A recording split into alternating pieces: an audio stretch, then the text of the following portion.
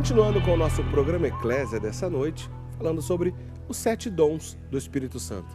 Nós estamos lembrando que no último domingo a igreja celebrou a festa de Pentecostes. O Padre Guido já explicou a diferença entre a festa de Pentecostes cristã e a festa antiga, celebrada lá atrás pela tradição judaica e continua até hoje pelos nossos irmãos judeus que ainda pensam a festa daquela maneira, mas para nós cristãos tem toda uma importância que a gente celebra a descida do Espírito Santo sobre os apóstolos e também sobre Nossa Senhora, que estava presente em Pentecostes, né, Padre Guido? Nossa Senhora estava lá, né? Sim, e foi ela que estava perseverando na oração, juntamente com outras mulheres também, e todos os apóstolos, né? Aquela efusão do Espírito foi um sinal extraordinário, como língua de fogo, está escrito. Um sinal visível, né, Padre Guido? Muito visível. E não foi a única vez que o Espírito Santo usa imagens visíveis, né? Nós terminamos o outro bloco, né, com uma pergunta que é muito bela, que gostaria que você repetisse, Eric. Né? Então, a gente estava falando no bloco anterior, né, Padre Guido? Bom, o Espírito Santo é uma pessoa, né, Padre Guido? Uma Sim. pessoa da Santíssima Trindade, distinta do Pai, distinta do Filho, e que é representado por alguns sinais, sim, esse Espírito Santo. Até a gente lembrou que aqui no nosso cenário, a gente tem aqui hoje mostrando um sinal de uma pomba branca, né, que representa o Espírito Santo. Padre Guido, esse é um dos símbolos do Espírito Santo. Explica pra gente de onde veio essa ideia de relacionar o Espírito Santo com essa pomba branca. A pomba já é um animal já presente no Antigo Testamento, ainda já no primeiro livro, na hora, por exemplo, do dilúvio universal. Certo. A pomba que voltou com um raminho, né, para dizer que a vida começava novamente a aparecer, né, fora da arca. Certo. Encontramos a pomba também, aliás, está escrito que o Espírito Santo desceu sobre Jesus dentro das águas do Rio Jordão, quando Jesus foi batizado, o Espírito Santo como se fosse uma pomba. Né? A pombinha é um animal, né, digamos assim, muito inocente, muito dócil. Todo mundo gosta de ver a pombinha, né? E representa exatamente a mais bela das simplicidades que podem existir, certo? E o Espírito Santo é representado também pela forma do fogo, certo? Né? É representado pela mesma água, certo? É representado pelo óleo também, né, que é consagrado. É a força de Deus. É a terceira pessoa da Santíssima Trindade que vive sempre unido ao Pai e ao Filho. Quem revelou o Espírito foi o mesmo Jesus, numa maneira bela, serena, espontânea, com as qualidades que o Espírito Santo tem, que anima a força da Igreja, a tal ponto, repito, que todas as ações que se realizam em benefício da humanidade dentro da Igreja recebem um marco do Espírito Santo. Digo isso, meus prezados amigos telespectadores, para ajudar os senhores a serem pessoas coerentes com o credo que nós professamos. Não esqueçamos que tantas pessoas não compartilham o nosso credo a tal ponto que não acreditam na presença do Espírito Santo como Deus. Portanto, tudo o que acontece dentro destas áreas, destas igrejas, não tem absolutamente nenhum valor. Não se trata de uma religião paralela, mas se trata de verdadeiras seitas, porque atacam o mistério mais fundamental da nossa fé. É o início, né, Padre Guido? A gente começa e termina tudo na Santíssima Trindade. Exato, né, a tal ponto que todos os sacramentos são administrados em nome da Santíssima Trindade. É verdade, né, Padre Guido? Por isso, façamos de tudo, meus irmãos, para acreditar plenamente, brevemente se aproxima o dia da Santíssima Trindade, vamos ter a oportunidade de conhecer um pouco mais como funciona este grandíssimo mistério da nossa fé. Muito bem. Falando em sacramento, tudo também começa com o nosso batismo, e no batismo a gente recebe os dons do Espírito Santo. Certo. Padre Guido, vamos falar então, você já começou aquela hora a explicar, Sim. mas vamos agora com calma explicar o primeiro deles. Vamos começar pela fortaleza, que é o Sim. primeiro desses 7 dons do Espírito Santo. Exato, coloquei exatamente a fortaleza Certo. como consequência do sacramento do crisma. Acabo de dizer, né, no outro bloco, que antigamente o bispo dava até um pequeno tapa na cara, né, gerando uma pequena dor. Era o sacramento e é o sacramento que nos torna soldados de Cristo. É a fortaleza doa exatamente a serenidade para superar as tentações. Através da fortaleza, nós reconhecemos que Deus não permite que sejamos tentados além dos nossos limites. Por isso, a fortaleza nos ajuda a dizer sim, como também a dizer não. Aquela pessoa que vem chegar até em confissão dizendo, Padre, aquela tentação foi tão grave que acabei pecando. Mentira.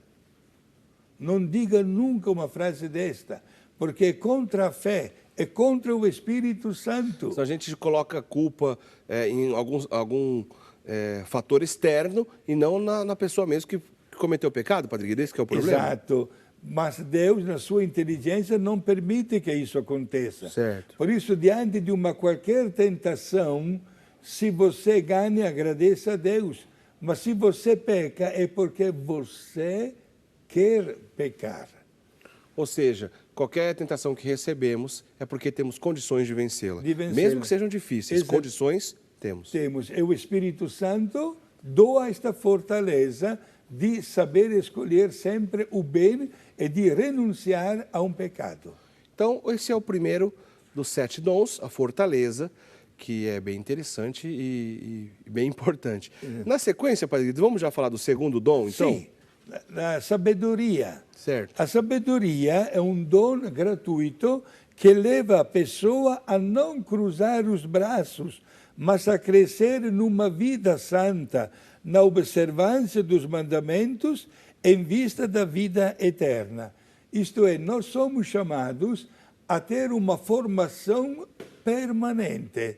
Este que é o grande dom gratuito que Deus nos dá com o seu Espírito. Certo. Se alguém dissesse ao Padre, o Senhor é Padre, já tem toda a formação. Não, a formação é permanente.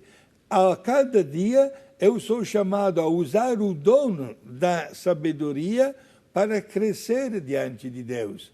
Se a gente recebeu mais, tenho que dar mais. Se você é pai de família, você é obrigado a tornar-se um modelo de vida cristã para os seus filhos, que devem notar esta necessidade de crescer cada vez mais. Olha como é bom usar a sabedoria. Não somos Salomão, mas como Salomão, né?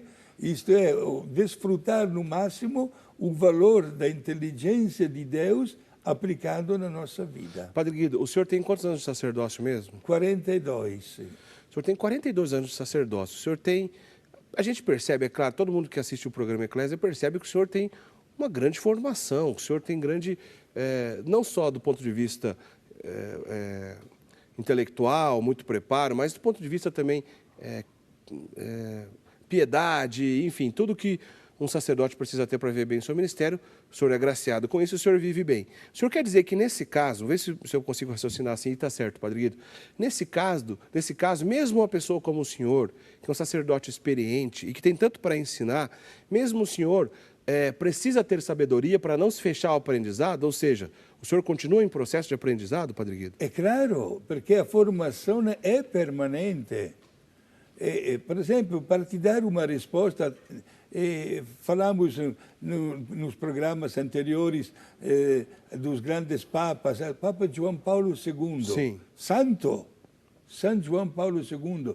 Como é que nós explicamos que este homem Papa, por mais de 26 anos, se confessava 2 vezes por semana. Olha só, minha gente, o Papa que se confessava 2 vezes por semana, isto é, a cada 3 dias. Quem de nós faz uma coisa desta? A formação é permanente. E eu também, como sacerdote, sinto a necessidade, não só da confissão, mas de uma prática, de uma vivência que não para. Inclusive, Eric, saiba que nós padres, periodicamente, todos os anos, participamos de retiros anuais, com pregações, com confissão, com profundas reflexões. É necessário isso. Legal, Padre Guido. Eu estava me lembrando aqui, enquanto o senhor falava, de um episódio interessante relacionado ao nosso querido Papa Bento XVI, o Papa Emérito Papa Bento XVI. Porque logo depois que ele terminou, né, o seu papado, que ele renunciou, perguntaram ao seu secretário particular, e aí, o que o Papa Bento XVI fez logo depois que ele, vamos dizer assim, se aposentou enquanto Papa? Porque todo mundo sabe, né, o Papa Bento XVI, um grande teólogo, uma pessoa que colaborou a vida toda com a Igreja, que trabalhou desde o Concílio Vaticano II, tem diversos estudos, livros, professor, um grande sacerdote, depois um grande bispo na Alemanha, depois um grande cardeal, um dos principais cardeal durante o papado do Papa João Paulo II, já que exerceu um importante trabalho, né, como representante, prefeito da Congregação para a Doutrina da Fé, enfim, depois Papa, um monte de coisa, ou seja, já viveu uma vida intensa de tantas realizações. Aí, quando ele terminou, tanta coisa ele podia fazer, né? Passear, descansar. E aí perguntaram para o secretário particular dele, e aí, o que o Papa Bento XVI fez logo depois da sua renúncia? Sabe qual foi a resposta? Ele pegou um livro para estudar. Ele foi estudar um grande teólogo que ele admira e passou os dias estudando, lendo. Ou seja, ele não precisa, não é que ele, né, Padre Guido? Claro que ele podia, mas ele não precisava mais, ele poderia descansar. Mas, como o senhor bem disse, a formação é permanente e até para ele não termina, né, Padre Guido? Exato. Todos nós estamos crescendo na formação. E podemos também afirmar, né, que nenhum dia é igual ao outro. Né? Isto na vida prática. Como é importante crescer, amadurecer, orientar os outros, mas, sobretudo, aprender para sermos hoje melhores e diferentes de ontem. Por falar em formação permanente, catequese, alguns movimentos da Igreja se dedicam exclusivo a esse trabalho, né, Padre Guido? Sim, tem até um aspecto cada vez mais moderno, até da mesma Igreja, com um horizonte, digamos assim, bem claro, como melhorar a vida do cristão, como aprofundar o conhecimento da catequese, como estudar a teologia, mesmo não querendo ser sacerdotes. Isto é, tem tantas orientações que visam a crescer no conhecimento para depois, através do conhecimento, pôr em prática com um estilo de vida muito mais coerente com os princípios que nós professamos. Muito bem, o senhor já falou então de 2 do total de 7, que são os 7 dons do Espírito Santo. O senhor já falou da fortaleza e da sabedoria. Vamos para o terceiro, Padre Guido? Da ciência, mas um dom gratuito do Espírito Santo, e a ciência tem a finalidade de fazer-nos descobrir os talentos e as nossas inclinações pessoais.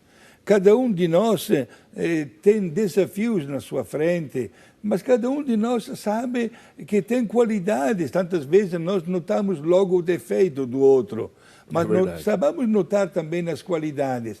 Aí, porém, vem uma grande pergunta. Estas qualidades são fruto da nossa inteligência, da nossa ciência pessoal, da nossa autoafirmação, ou nós sentimos e notamos nas nossas qualidades o dedo de Deus? Por isso a ciência é ligada também à humildade, porque nós descobrimos que tudo que conhecemos é obra de Deus e devemos dar a Deus a nossa eterna gratidão. Então, o dom da ciência nos ajuda a entender, vamos dizer assim, aquelas condições de qualidades, de boas obras, na qual todos nós podemos e somos chamados. Então, o dom da ciência nos ajuda a apurar essa necessidade, Padre Guido? Exato. E a descobrir com humildade que nós somos instrumentos de Deus.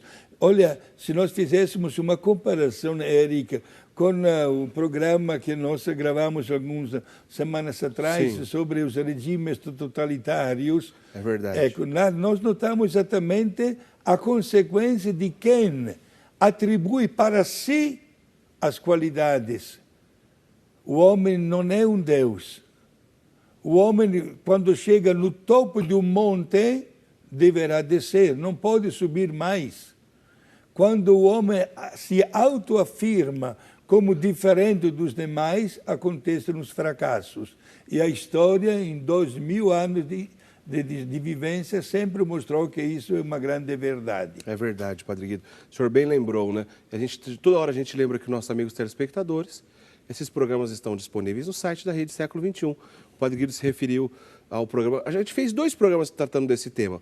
Os regimes totalitários do século XX, onde a gente falou sobre o nazismo, o comunismo e o fascismo, e o que a Igreja Católica tem a ver com tudo isso. E recentemente fizemos outro programa, lembrando os 70 anos, né, do fim da Segunda Guerra Mundial, os 70 anos da derrota dos nazistas, onde nós falamos sobre o nazismo e a relação do Papa Pio XII. Tem tudo a ver com o Padre Guido acabou de dizer, né?